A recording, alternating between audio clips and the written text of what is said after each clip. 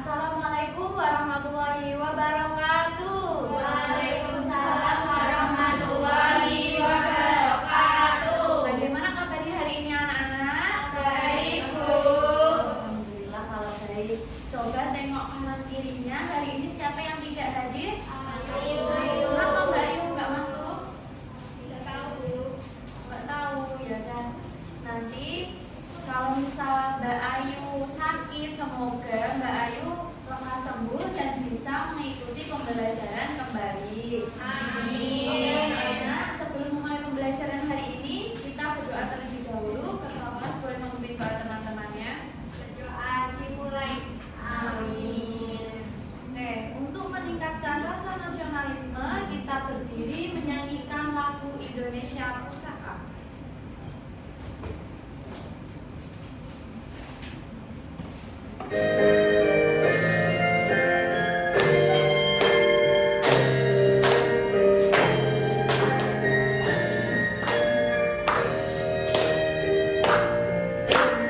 Indonesia tanah air beta, pusaka abadi dan jaya.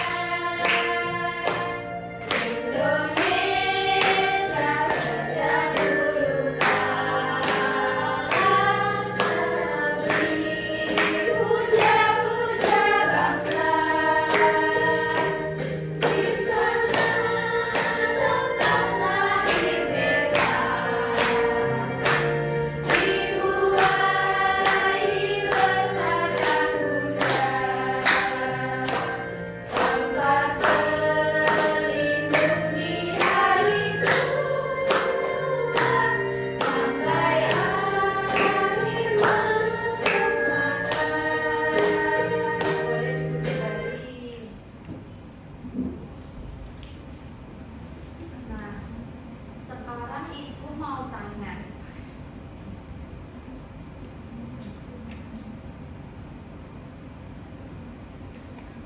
Kalau misal kita melihat bunga-bunga itu kan ada kadang dihinggap kupu-kupu. Itu fungsinya kupu-kupu hinggap di bunganya itu apa? Ya, mencari nektar. Kalau misal nanti kupu-kupunya tidak mengambil nektar bunga, apa yang terjadi pada bunganya? Mati. Ya, bisa mati karena tidak ada Buah. Kita akan belajar tentang hubungan unik pada makhluk hidup. Tujuan pembelajarannya yaitu melalui pengamatan gambar di lingkungan sekitar, peserta didik dapat mengidentifikasi berbagai bentuk hubungan simbiosis mutualisme, komensalisme, dan parasitisme antar makhluk hidup. Berdasarkan kasus, peserta didik bisa menganalisis perbedaannya, dan yang terakhir melalui hasil diskusi kelompok, peserta didik dapat mempresentasikan menggunakan bahasa yang runtuh, sikap yang percaya diri, dan kerjasama antar kelompok. Apa itu hubungan antar makhluk hidup? Hubungan antar makhluk hidup adalah hubungan yang dilakukan untuk bertahan hidup. Seperti halnya kita bertahan hidup juga membutuhkan bantuan sesama manusia. Karena hakikatnya manusia adalah makhluk Sosial. Nah, hubungan itu juga bisa menguntungkan, merugikan, dan juga tidak terpengaruh. Sama halnya kita juga, kalau kita mencari teman, ada juga teman yang menguntungkan, ada juga yang merugikan, bahkan ada juga yang tidak menguntungkan. Jadi kita harus pintar-pintar mencari teman. Oke, selanjutnya simbiosis itu dibagi menjadi 3. Apa saja? Mutualisme, Terus parasitisme, dan yang terakhir komensalisme.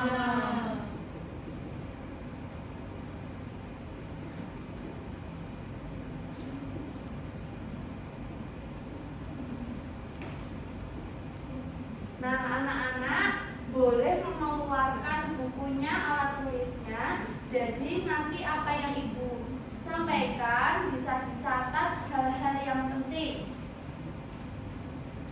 Apa itu simbiosis mutualisme?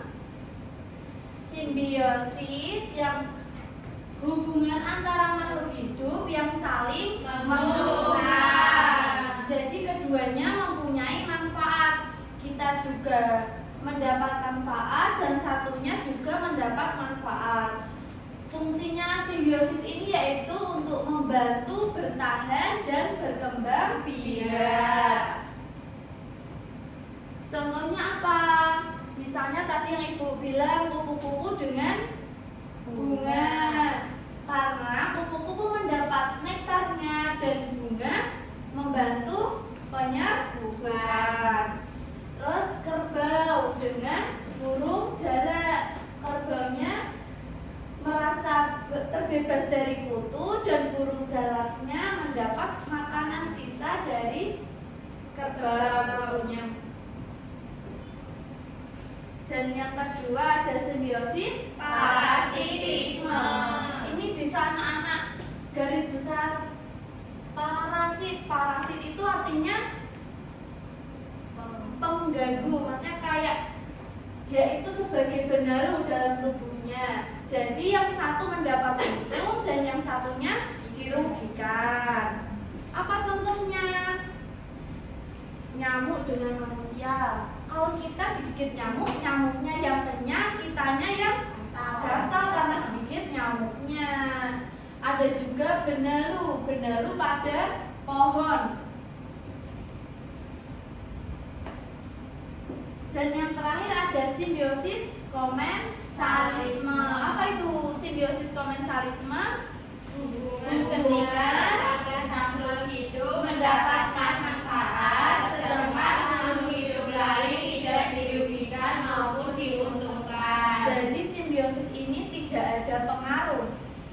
Yang satu jika hinggap atau makan itu tidak dirugikan, yang satunya pun tidak merasa dirugikan. Contohnya ikan remora dengan hiu. Pernah lihat gak anak-anak ini ikan hiu? Dan ada ikan kecil-kecilnya ini yang mengikuti hiunya. Pernah. Nah, ikan remora ini mendapat sisa-sisa makanan dari hiunya. Jadi ikan hiunya pun tidak terganggu adanya ikan ini. Terus anggrek dengan menempel pada pohon, itu juga tidak mengambil sari-sari makanan yang ada pada pohon. Anggrek pun tidak mengambil sisa-sisa. Pohonnya yang ditumpangi pun tidak merasa terganggu adanya pohon anggrek.